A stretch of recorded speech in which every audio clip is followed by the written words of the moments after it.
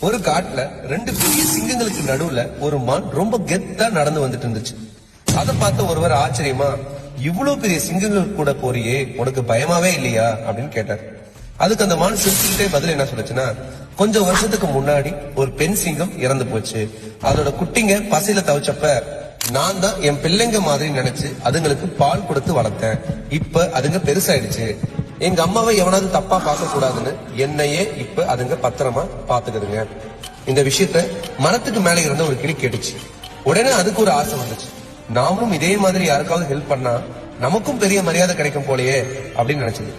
அப்ப கீழே ஒரு பாம்பு அடிபட்டு கிடக்கிறத பார்த்துச்சு. உடனே இறக்கப்பட்டு கீழே போய் அந்த பாம்பு உடம்புல இருந்த முள்ளை எடுத்து விட்டு ஹெல்ப் பண்ணுச்சு.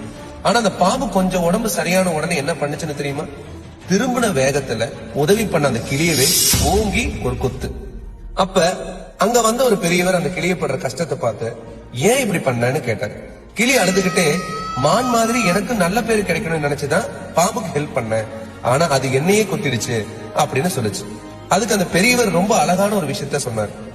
உதவி பண்றதா இருந்தா சிங்கத்துக்கு பண்ணு, அதுக்கு நன்றி உணர்வு இருக்கு. ஆனா விஷம் உள்ளவங்க கிட்ட போயிட்டு உதவி பண்ணா முடிவு இப்படிதான் இருக்கும். நம்ம உதவி மதிக்க தெரிஞ்சவங்களுக்கு தான் நம்ம உதவி பண்ணணும்.